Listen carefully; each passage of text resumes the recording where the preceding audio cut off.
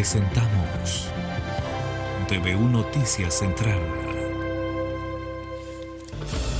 Lunes 15 de julio les damos la bienvenida a un nuevo informativo central a través de las pantallas de TVU. Como siempre queremos invitarles a que juntos revisemos nuestro titular de la jornada. Creo que estamos claros que son un sector de riesgo para estas casas y eso es como un panorama general, simplemente llegar sin haber hecho un estudio más acabado, una investigación con antecedentes previos de toda la zona. Un sector con emergencias recurrentes, cauce que se modifica y viviendas que se deben adaptar. Parte del panorama característico de Santa Rita, lugar que visitamos junto a expertos de la Universidad de Concepción. Con el objetivo de analizar y poder observar y además conocer cuál es el panorama del sector Santa Rita, aquellos factores que amenazan a cerca de 20 familias quienes ya han tenido que lidiar con el desborde del río, situación que ha afectado gravemente a sus viviendas y también a su forma de vivir.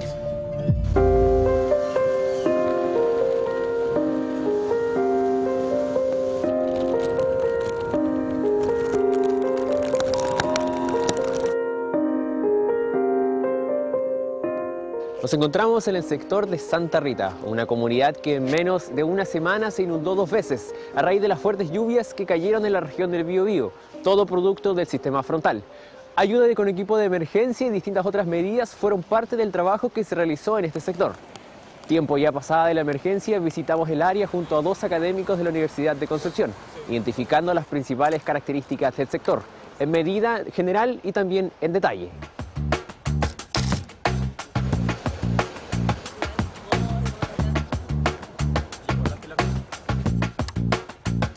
Lo primero que impacta a cualquier geocientífico sin ser especialista es observar la zona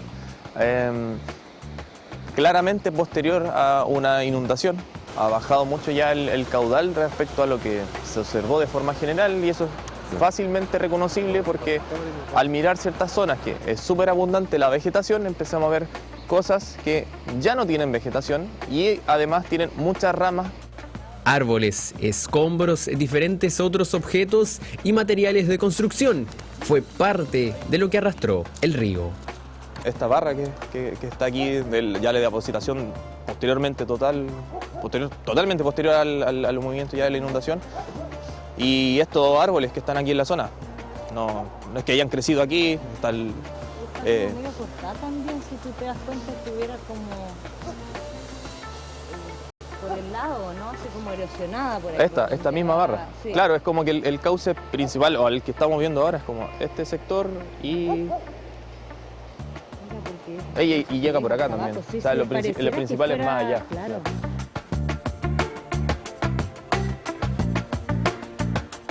Parte importante de las soluciones es el trabajo colaborativo entre la academia, los vecinos y las autoridades para dar respuesta a este tipo de situaciones. Siempre tratamos de ver como la explicación física, geomorfológica, cómo evoluciona el relieve, pero esto es una variable muy importante del trabajo humano. Y el trabajo humano es bastante complejo porque tenemos que considerar tanto a temas de privados, temas municipales, de todo, normativa y por supuesto la comunidad. Los vecinos es un papel fundamental porque nosotros no hay llegar y entregarles normativa, entregarles que ustedes solamente pueden hacer esto, no pueden hacer esto. El desborde del río 2 veces en menos de una semana da cuenta de las características del sector. Esto de los desbordes tiene que ver con las crecidas del río, que el río es un sistema vivo, ¿no? Cambiante, dinámico, que suele crecer y bajar sus aguas, ¿no? Varias veces en el año. La altura máxima que alcanzó el agua quedó marcada en las paredes de distintos hogares, dando cuenta de que también el trabajo de equipos de emergencias fue necesario para la evacuación. Ver acá, ¿no? Ahí en la muralla creo más o menos que está como de otro color, quizás marcando más o menos hasta dónde llegó el agua. También vemos acá como se ven como ciertos cortes, que es probablemente debido a la fuerza del agua que se va erosionando. Los vecinos, por su parte, tomaron sus propias medidas preventivas. Viviendas estilo palafito son una alternativa considerable, que debe ser estudiada con regularidad. O sea, ya vemos ya cómo las casas igual empiezan a tener, están un poquito en altura, ¿no? Probablemente tratando de mitigar este tipo de eventos que deben ser recurrentes en esta zona. Depositado, ¿no? Esta casa ya quizás está un poco estilo medio palafito, ¿no?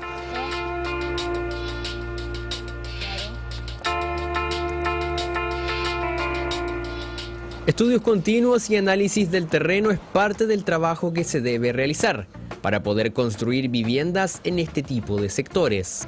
Idealmente que también hubieran restricciones, ¿no?, de dónde ubicar las viviendas, sobre todo por bueno, que hablamos un poco de que quizás los vecinos se acostumbran a las inundaciones, pero eso no quiere decir que no les traiga costos, que no les sea súper incómodo y que no preferirían quizás no acostumbrarse a algo así, ¿no?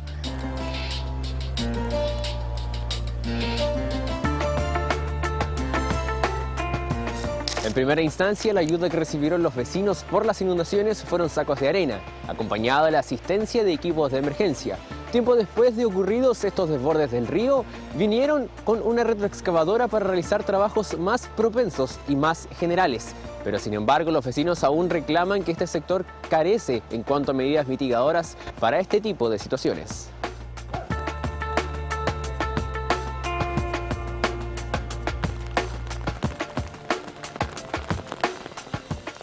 Y para ahondar en esta temática, ya lo veíamos ahí en las imágenes y en la nota de Miguel Molina, estamos con la doctora María Alejandra Elgueta, académica del Departamento de Geografía de la Universidad de Concepción y que también fue parte de esta visita que realizamos hoy justamente al sector Santa Rita. ¿Cómo está? Muy buenas noches. Hola, buenas noches. Muy bien, gracias. ¿Cómo estás tú? Todo bien, listo y dispuesto ya para realizarle una consulta y de acuerdo a lo que vimos. Efectivamente, ¿este sector de Santa Rita es habitable o no? Bueno, está siendo habitado, ¿no? Pero claramente, sobre todo en un borde del río, las viviendas están sufriendo inundaciones recurrentemente. Así que hay una situación ahí en particular. Los vecinos nosotros también visitamos con anterioridad y nos decían y nos hacían la pregunta a nosotros también para que pudiésemos realizárselas las autoridades pertinentes. Porque hay un estudio previo para poder lotear estos sectores, para poder decir efectivamente aquí se pueden hacer viviendas, aquí puede vivir gente. ¿Cuál es el estudio que se realiza? ¿Cómo se considera, cómo se toma también en perspectiva el terreno y la historia justamente de estos cauces para poder decidir si es que un lugar puede ser habitable o no? bueno, mira, en este caso yo no sé cuál es el estudio previo que se hace. Tampoco sé si se le obliga a veces a hacer estudios y quién al final evalúa esos estudios, ¿no? O sea, si tú tienes, ponte tú, una constructora y ellos mismos hacen su estudio y evalúan su estudio, en realidad quizás pasan estas cosas, ¿te fijas? Existen ciertos, digamos, existen planos reguladores, existen ciertos a veces leyes, ¿no? Restricciones al uso que tienen que tener ciertas zonas, pero también no siempre se respeta, ¿no? ¿Y cuáles son las características de nuestro territorio, considerando justamente lo que usted señalaba en la nota? Que estos son cuerpos vivos que crecen, que se amplifican, que después se reducen. Lo mismo, por ejemplo, vimos acá hace poco en la laguna Las Tres Pascualas, que también le ocurrió lo mismo, que también se extendió y que antes su extensión era mucha más de lo que consideramos hoy en día. Estamos en un proceso de sequía y todo lo que ha considerado también esta crisis hídrica que tenemos actualmente. Claro, yo creo que tenemos que recordar que al final nuestro territorio lo compartimos, ¿no?, con procesos naturales y es un territorio dinámico, cambiante, ¿no? O sea, por un lado estos fenómenos naturales que a veces causan cambios, ya pueden ser drásticos cuando son fenómenos extremos, qué sé yo, como una inundación, un desborde que a lo mejor altera incluso la forma del cauce o a veces sepulta zonas, ¿no?, en barro, qué sé yo, y otros cambios que a lo mejor son más lentos, ¿no? Y menos perceptibles, pero también hay muchos cambios que son a causa de las actividades humanas, ¿no? Y que al final hacen que estos mismos procesos naturales que antes quizás estaban equilibrados a un cierto sistema, con ciertas condiciones, ¿no? Tienen que reajustarse, y eso a veces también trae desastres, ¿no? Claro, y ahí hay un tema importante porque hemos podido conocer que estos sistemas de aguas están interconectados, el río Biobío, los humedales, los brazos obviamente, y que cuando comienza aumenta el caudal de uno, eso quiere decir que van a aumentar también el nivel de agua en humedales, va a aumentar también el nivel de agua en los caudales, los cauces de diferentes, obviamente hay ramificaciones. Entonces, ¿qué es lo que significa también convivir justamente con este tipo de realidad que ya se está haciendo parte año a año de lo que es la región del Biobío? Claro, por eso hay que tener, ¿no? Como son sistemas y como dices tú, a veces si es que aumenta el agua en un lugar o aumenta en otro, después eso se va transmitiendo hacia aguas abajo, ¿no? Entonces también en ese sentido tener muy en cuenta cuáles son las alteraciones que hace el ser humano, ¿ya? Porque a veces podemos quizás alterar de la manera en que esa escorrentía, ¿no? Esa agua que cae, por ejemplo, por la lluvia, se transforma en escurrimiento y al final converge en un punto, si llega toda junta, si llega más rápido, si llega más lento, si se infiltra más, si se infiltra menos. Son cosas que debemos considerar porque van a afectar, ¿no? El patrón que tengan los desbordes y las crecidas de los ríos en quizás zonas un poco más abajo de estos sistemas, ¿no? Aquí se hizo un trabajo en este lugar, justamente. ¿Ya? Se utilizaron algunas retroexcavadoras, según lo que señalaban los vecinos y vecinas, para remover un poquito el suelo del fondo del río y poder generarle más espacio para que mayor cantidad de agua pudiese pasar por este lugar. Claro. Eso dijeron, según lo que ellos especificaron, generó algunos inconvenientes porque al remover las piedras que habían abajo, generó como una especie de remoción, que lo que ocasionó al momento de pasar el río fue que en vez de que donde estaba el sector del camino se mantuviese como si lo había hecho en las lluvias anteriores y ahora se comenzara a caer lentamente hacia el fondo del río, es decir que generó un problema también. ¿Por qué se debe esto? Eso, mira, yo no estaba al tanto de lo que me estás diciendo, pero hay varias cosas. Claro, si tú, muchas veces se hace eso, ¿no? Que se trata quizás de cavar un poco más el río, claro. Entonces lo que tú haces es que aumentas la velocidad con la que pasa el agua. No es que pase más agua, sino que pasa más rápido. Ya. Como pasa más rápido, se sube menos, ¿no? Vale. Entonces, si el agua en un minuto se pasa más lento, se va a subir más y es más fácil que se desborde. Ahora, ¿qué es lo que puede haber pasado? Que muchas veces el lecho del río tiene ciertas material de tamaño más grueso que incluso a veces está estructurado, ¿ya? Como se ha ido ajustando, claro, a las crecidas, se va acomodando y se vuelve como más inmóvil, por decirlo así. Entonces, a lo mejor uno remueve eso y deja un material que está más suelto, entonces se puede generar más erosión, más transporte y se puede generar como una menor estabilidad de lo que es el cauce, se vuelve un poco más inestable. Claro, eso era lo que nos mencionaron ahí los vecinos y vecinas en el sector Santa Rita, de lo que había ocurrido, que ellos justamente estaban pidiendo un trabajo en el sector y que finalmente se había realizado, pero que no se había logrado. De hecho, fue, según lo que ellos nos dijeron, fue peor de lo que había antes. Claro, entonces, hay una complicación grande. Sí, porque se invierte recursos, ¿no? Qué sé yo, se ponen expectativas y al final son cosas... Si bien no podemos predecir 100% el comportamiento de estos sistemas con lo que sabemos, con las tecnologías que hay, sí se puede, yo creo, entender un poco cómo funcionan y quizás elegir soluciones más armónicas con la naturaleza, menos costosas y más eficientes a veces. Doctora, vamos terminando ya nuestro espacio de conversación. Antes de despedirla, quiero dejarle obviamente la invitación para que nos pueda comentar cómo se puede mejorar esto, cuáles son las proyecciones brevemente hacia el futuro. En este minuto, bueno, no creo que la gente se quiera ir de donde está, ¿no? Pero pienso que claramente tendrían que preocuparse de adaptar un poco sus viviendas porque no es tan simple, creo, prevenir los desbordes en esa zona. Bueno, lo que usted señaló también es algo de lo que se ha tratado de buscar por parte del gobierno. La delegada presidencial Daniela Dressner el año pasado habló de relocalización, de poder movilizar esta vivienda, algo que no es muy fácil, porque hay que ver el terreno, hay que ver un millón de factores, pero es parte de lo que se está barajando. Ahora, ¿qué es lo que va a ocurrir? Todavía no lo sabremos y vamos a tener que ver ahí, esperar un par de años para saber cuál será el futuro, sobre todo, bueno, en lo que está ocurriendo actualmente con estas emergencias que se están presentando casi todos los años. Muchísimas gracias, doctora, por estar con nosotros. Gracias a usted. Y junto con la doctora nosotros nos vamos a separar brevemente, vamos a una breve pausa y ya regresamos con más informaciones.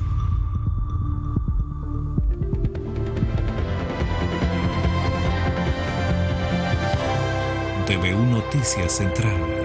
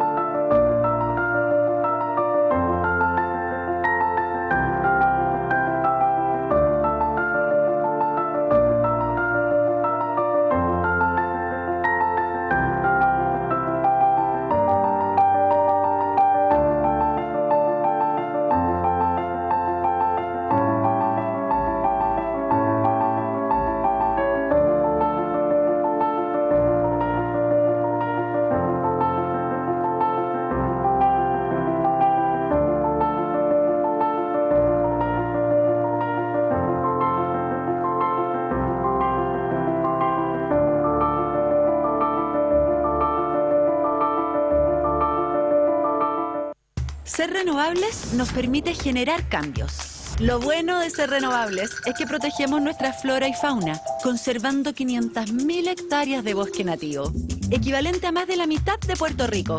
Crecerían más que solo temazos, ¿no? Además, con los árboles que plantamos cada año, podríamos llegar hasta la luna. Lo bueno de ser renovables es que desde la naturaleza podemos generar grandes cambios y así crear un mejor futuro para las personas y el planeta. Arauco, renovables para una vida mejor.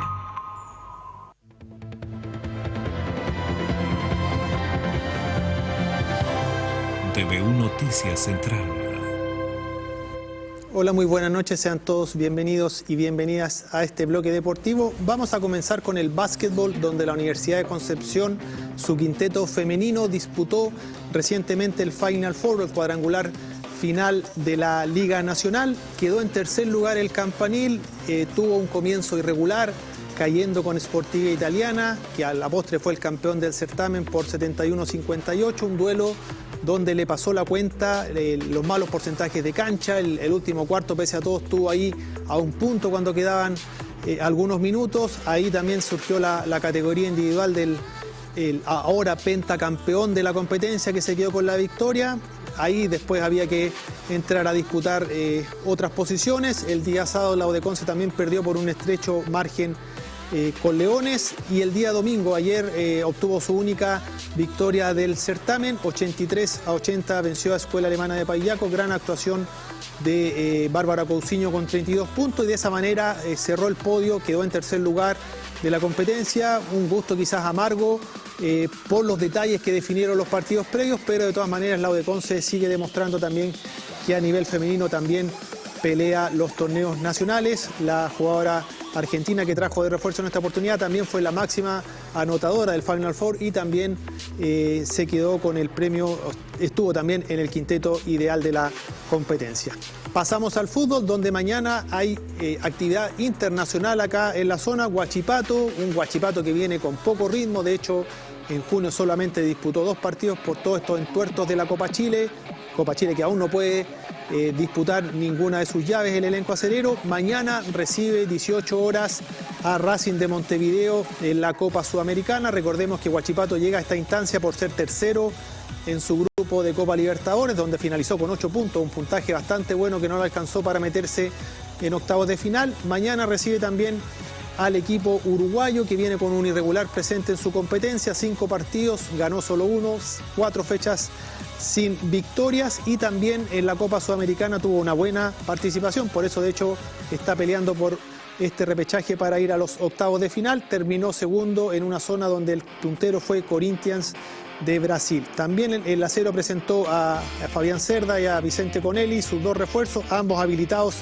si lo requiere el entrenador para mañana, para este duelo de ida. Recordemos, 18 horas en Collao. Vamos a ver cómo está el estado de la cancha. La cancha sufrió mucho con los temporales y este va a ser su tercer partido en 4 días. Jugó el Vial el sábado, la U de Conce jugó ayer y mañana juega Huachipato, así que vamos a ver también cómo resiste la cancha. La revancha la próxima semana en Uruguay, así que el Acero también vuelve a Copa Internacional. En el plano local, lo decíamos el viernes, volvió también el fútbol. En el caso de la Primera B, la Universidad de Concepción obtuvo un gran triunfo por lo que significan los puntos, haber superado a San Luis de Quillota por la cuenta mínima, un partido donde a mi juicio el primer tiempo sobre todo se vio un mejor fútbol, buena aporte de los refuerzos de Fuente Alba, de Brian Alemán, que es el uruguayo que se sumó la semana pasada.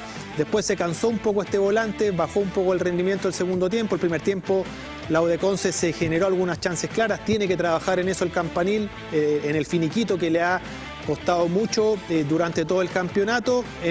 Ya cuando parecía que se encaminaba un poco al empate el encuentro, Sánchez Sotelo de penal, después de una mano ahí que protestaron harto los jugadores visitantes, puso el 1-0, lo aguantó bien después y la U de Conce abre con un gran resultado esta segunda rueda, llega a 21 puntos y también se pone ahí en zona de pelear por la liguilla del ascenso. Justamente el último equipo que ocupa esa zona es San Marcos de Arica, su próximo rival, se van a ver las caras en el norte. Y en segunda división, muy buenas noticias para los dos equipos de la categoría. En el caso de Deportes Concepción, un gran triunfo con un Brian Valdivia intratable, la mejor figura del León, marcó 2 goles, los otros 2 fueron de Ignacio Mesías, superó a 4-1 a un Osorno que de local no perdía en el torneo. Esta es su primera caída en el certamen, así que un gran debut para Manuel Suárez en la banca morada. Lo sufrió un poco el primer tiempo, sí, Deportes Concepción, de hecho quedó en desventaja temprano. Juan Gutiérrez a los 14 marcó el 1-0, Brian Valdivia también en un muy buen gol puso el 1-1 antes del descanso. Eso para mí fue clave, que no se fuera perdiendo al descanso del equipo morado. Y en el reinicio también fue muy rápido el 2-1 de Ignacio Mesías, que definió muy bien ahí tras una cortina que le hizo Gabriel Vargas. Eso le dio otra tranquilidad a Deportes Concepción. Después ingresó Fabián Zombi Núñez, que también en base a lo mostrado uno dice debe ser titular en las fechas venideras. Asistió también en el tercer gol a Brian Valdivia y el cuarto llegó de penal con Ignacio Mesías, que alcanza 8 tantos en la tabla de goleadores. Un gran resultado, una muy buena forma de abrir esta segunda rueda para el León, que queda en cuarto lugar. Ganó Melipilla, así que tampoco a corta distancia, pero ya superó a otros 2 equipos, entonces sigue peleando y esta victoria le da un envión también en la confianza, en lo anímico muy importante, porque como decíamos antes, nadie había ganado en esa cancha. Y Fernández Vial, que libra batallas dentro y fuera del campo. En el campo superó por 2-0 a Lautaro con goles de Luis Muñoz y Diego Bravo. Un encuentro donde no jugó bien, pero sí tuvo actitud, metió, luchó. Y en la segunda fracción anotó ambos goles que le dieron este triunfo bastante tranquilizador. Llega a 11 puntos. Recordemos que la semana pasada le habían descontado 3 unidades. Alcanza 11 puntos y sale de la zona de descenso directo por diferencia de gol en relación a Concón. Un tremendo resultado y una gran gestión de Sebastián Ortiz también, que asumió el cargo tras la salida de Cataldo. Obviamente por tema económico no llegó otro entrenador, pero con él, que también dirige paralelamente al equipo femenino, sacó 7 de los últimos 9 puntos y no recibió ningún gol en contra en 3 partidos, así que bastante buena la gestión de un Fernández Vial que hasta esta hora todavía sigue tratando de juntar el dinero, los 48 millones que necesita para poder cumplir con sus compromisos y seguir compitiendo, porque en caso de no hacerlo, lamentablemente debería ser desafiliado el elenco aurinegro, así que en la semana vamos a tener más novedades respecto a esa situación. En el fútbol femenino, los 2 representantes locales en Primera B, no hubo acción en la máxima categoría, ganaron. Fernández Vial lo hizo 2-1 ante Curicó en Hualqui, remontó ahí con un gol de Yamín Gallardo, lo dio vuelta y ganó en el minuto 91. Y también Huachipato venció como visitante a Ñublense con también goles de jugadoras que vienen haciendo bastante goles en el último tiempo, Viviana Torres y Scarlett Caroca. Ambos siguen ahí en la parte alta de la zona sur, con la ventaja de Fernández Vial de algunos puntos, que en el fondo le da de momento la clasificación a seguir peleando por el ascenso. Y vamos a cerrar también con los resultados del fútbol internacional. En primer lugar, la Eurocopa. España se quedó por cuarta vez en su historia con este trofeo, le ganó 2-1 a Inglaterra, un buen partido, y yo creo que España fue el equipo que jugó mejor, el que desplegó mejor fútbol a lo largo de todo el torneo. Le ganó a Italia, le ganó también a Francia, eliminó al anfitrión Alemania, que para mí fue la final adelantada de ese partido, y en este caso mostró muy buen fútbol frente a una Inglaterra que fue un poco mezquina, como ha sido la tónica bajo la dirección de Southgate, que le ha permitido sí disputar finales, pero en el juego está un poco al debe. Se puso en ventaja con un tanto de Nico Williams empezando el segundo tiempo, pudo haberlo liquidado, tuvo por lo menos 3 chances claras para haber puesto un marcador más amplio. Lo empató Palmer después, un muy buen volante que ingresó en el segundo tiempo para Inglaterra, y después sobre el final puso el 2-1 Oyarzábal en un gol que lógicamente quebró todos los esquemas. Ya se podía anticipar un poco, se está diciendo que se iba a ir a largo el partido. Lo gana España en los 90 reglamentarios, suma su cuarta Copa de Europa, queda como el elenco más ganador en este torneo. De hecho ha ganado 3 de las últimas 5 versiones, y en el caso de Inglaterra pierde su segunda final consecutiva y sigue sin poder levantar este trofeo. Y en este lado del continente, Argentina se tituló bicampeón también de la Copa América, venció 1-0 a Colombia en un duelo con bastante incidentes. De hecho, se atrasó casi 1 hora y media el inicio del partido por invasiones, por gente que quiso ingresar al estadio sin boleto. Eso lógicamente provocó problemas de seguridad serios. Uno veía videos en redes sociales de gente metiéndose incluso por las tuberías del estadio para poder ingresar sin pagar. Lo cierto es que en la cancha, Colombia, si bien en el primer tiempo jugó un poco más, después Argentina perdió a Lionel Messi en el segundo tiempo, y de ahí en adelante, lejos de amilanarse los argentinos, aparecieron tipos como Di María, De Paul, también González, que ingresó de la banca, y Lautaro Martínez, el goleador de la Copa, en el tiempo suplementario, en el segundo tiempo suplementario, puso la única cifra que le da a Argentina este bicampeonato, su título 16 en esta competencia. Es el más ganador, aunque hay que decir que desde que el formato cambió de 1975 hasta acá, suma 4 trofeos, y el más ganador desde ese momento, cuando se empieza a jugar todos contra todos y en un formato con más equipos, el que más ha levantado copas es Brasil, pero en este caso Argentina igual celebra su bicampeonato, bicampeonato de América, ganadores de la Copa del Mundo, así que bastante contentos por ese lado de la cordillera. Y lógicamente también vamos a ver qué pasa con Lionel Messi, que tuvo un bajo torneo, vamos a ver si sigue también compitiendo a nivel internacional. Ya se viene también la finalísima entre España y Argentina como ganadores de Europa y de América. Bueno, eso ha sido todo por el bloque de hoy. Sigan junto a TVU y nos vemos en una próxima oportunidad.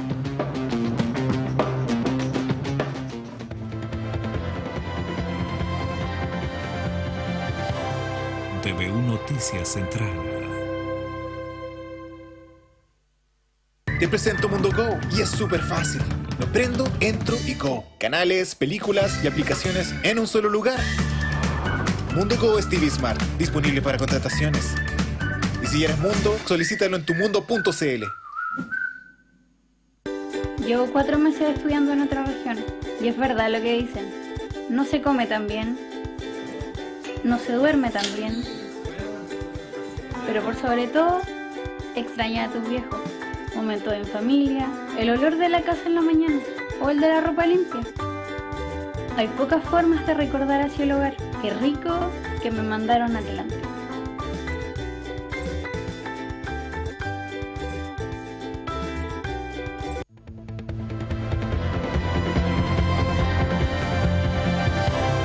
TVU Noticias Central.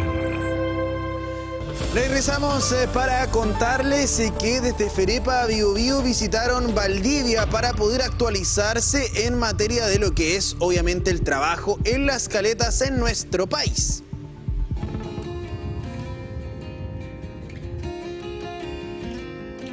Amanecer en la caleta del Piojo, tierra de pescadores artesanales. Así comenzó la jornada en Valdivia.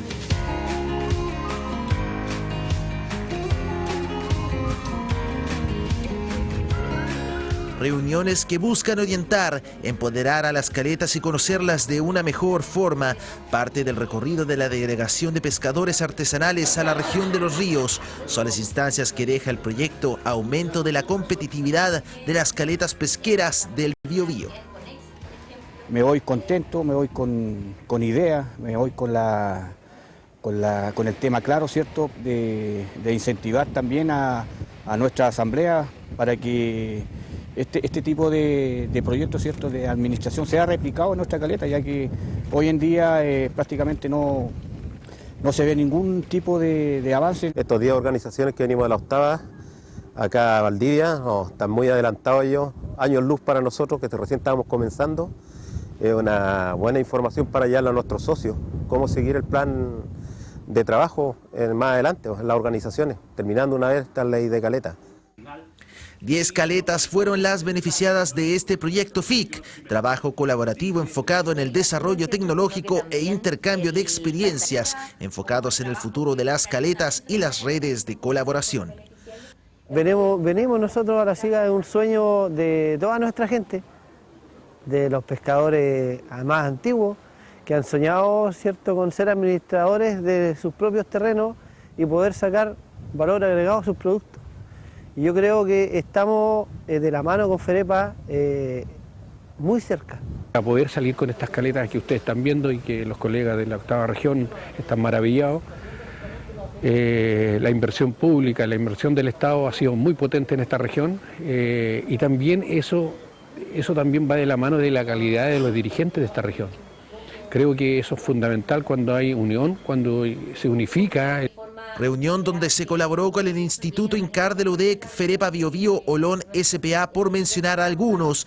Todas las perspectivas cuentan. El objetivo es uno solo: modernizar el trabajo de caletas y mejorar su futuro.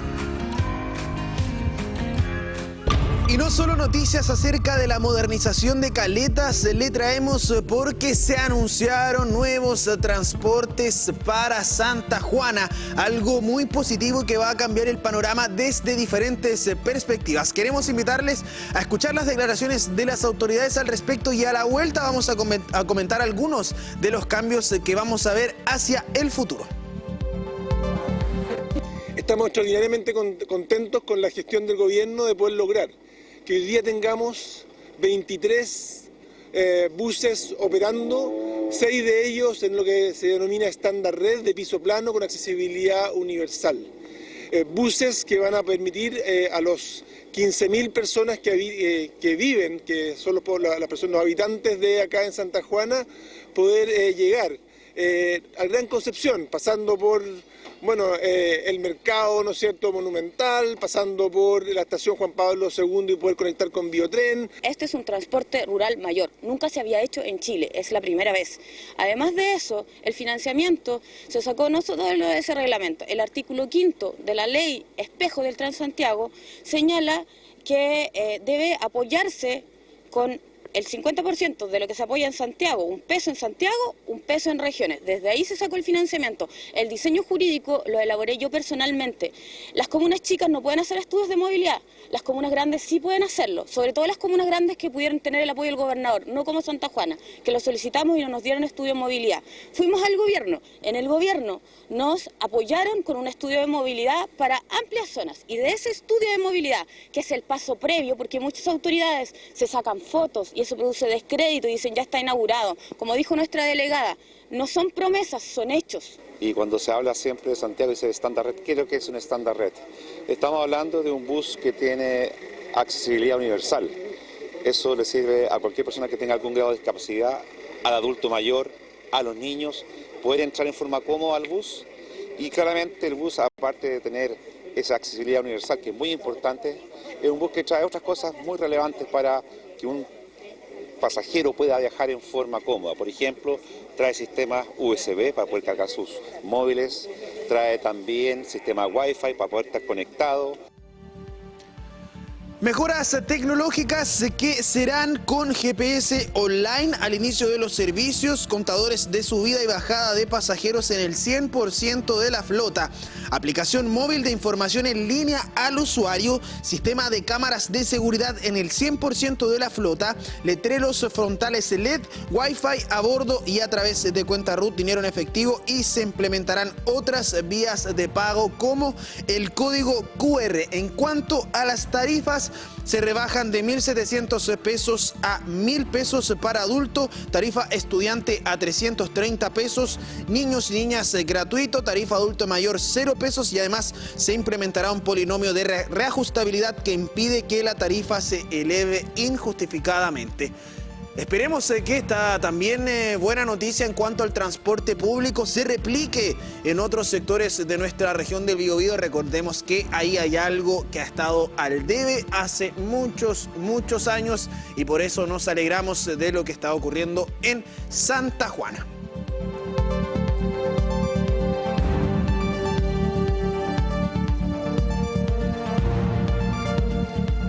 Y no solo hubo entrega de vehículos para el transporte público, también para carabineros y así poder resguardar la seguridad acá en la región del Biobío. Todo parte también del trabajo que se está realizando en la macrozona sur, sobre todo cuando aún no hay avances claros por parte de Fiscalía en cuanto a la investigación de los 3 carabineros que fallecieron justamente en un procedimiento en aquel sector.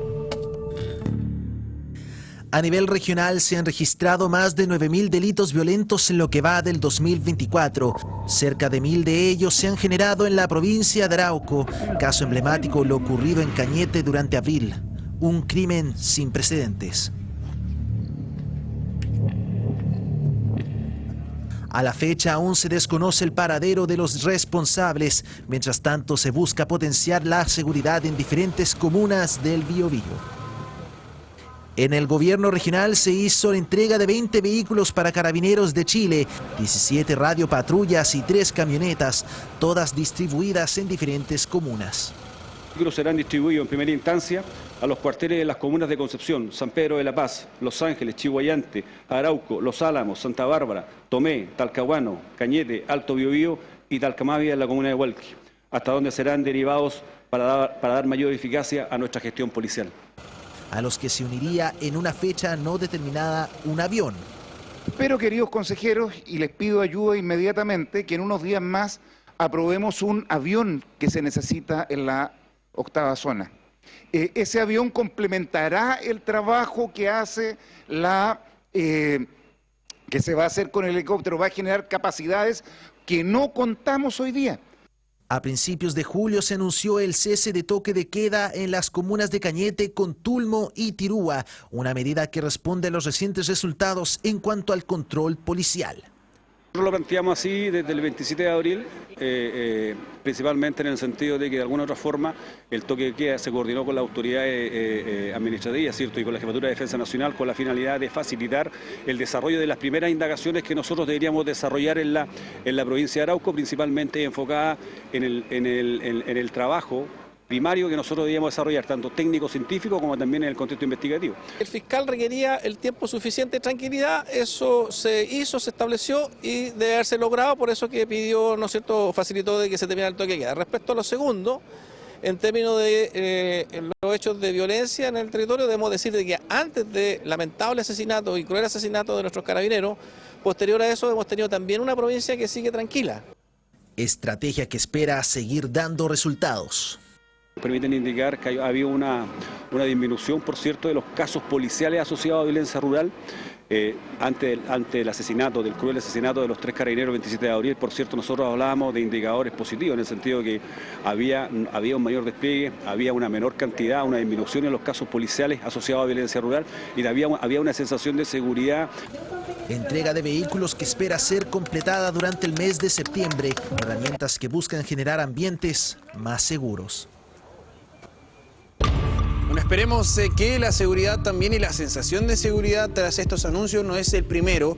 Se ha reiterado ya la entrega de vehículos, al menos en el último tiempo, para carabineros y así poder aumentar también la sensación de seguridad, pero también el patrullaje en los diversos sectores acá de la región del Biobío. Vamos a cambiar de temas, vamos a continuar con lo que usted está viendo ya en imágenes porque finalizó el pasado domingo el proceso de subsidio de postulación al subsidio eléctrico, y recordemos que también hasta el pasado viernes se podía hacer de forma presencial, tal y como lo está viendo en pantalla a través de Chile Atiende. Cerca de 1.600.000 personas han sido parte de este proceso, que ya pasaron por el primer filtro, que es ser y pertenecer al 40% más vulnerable de nuestro país. Pasemos a escuchar justamente las declaraciones de las autoridades desde el plano nacional, tanto del ministro de Energía como de la ministra de Desarrollo Social, acerca de esta postulación al subsidio eléctrico. Convocatoria al subsidio eléctrico. Hemos recibido cerca de un poquito más de 1.600.000 postulaciones. Lo primero que es importante aclarar es que 1.600.000 postulaciones son postulaciones que ya han recibido un filtro inicial y pertenecen al 40% más vulnerable del registro social de hogares, sin perjuicio de las validaciones que vienen ahora y evaluaciones de posibles desistimientos, consideraciones de la condición comercial de esas postulaciones. En principio son todas postulaciones que deberían calificar. Más de 1.600.000 postulaciones es más que el objetivo que nos habíamos puesto inicialmente, atendido el financiamiento que nos provee la Ley de Estabilización de 1.500.000.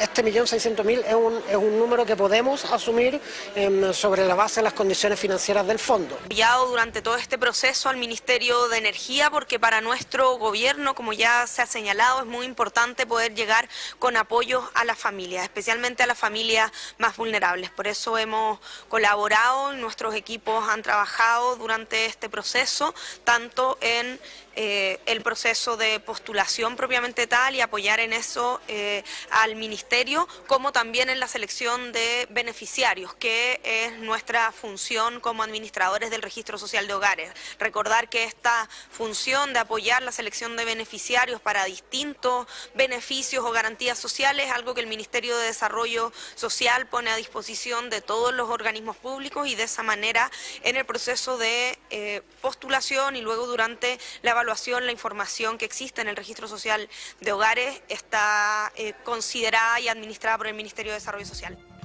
Recordemos que aún está a la espera la resolución ante los antecedentes entregados por la comuna de Hualpén para ser parte del 27% de descuento por ser comuna de transición. Estaremos atentos y atentas porque pronto deberíamos tener novedades al respecto.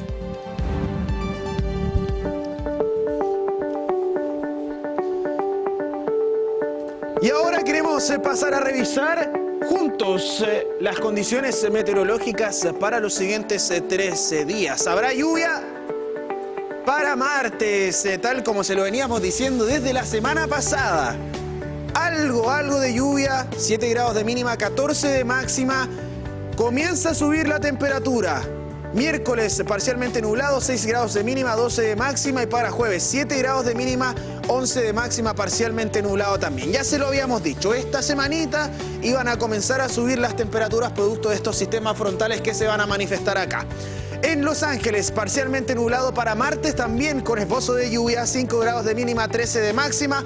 Para miércoles, parcialmente nublado, también 4 grados de mínima, 12 de máxima. Y para jueves, lluvia, 6 grados de mínima, 11 de máxima. Finalizamos con Lebu, la ciudad del viento, 7 grados de mínima, 13 de máxima, lluvia para martes, miércoles también con nubosidad, algún esbozo de sol, 6 grados de mínima, 11 de máxima.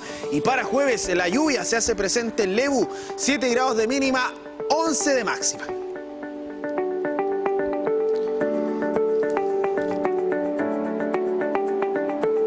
Se lo habíamos adelantado, ya para esta semana la ola polar debería comenzar a dejar nuestro territorio producto de la llegada de estos sistemas frontales. Como siempre, queremos dejarle la invitación a que revise todo nuestro contenido a través de nuestras multiplataformas. Que tenga una muy buena noche.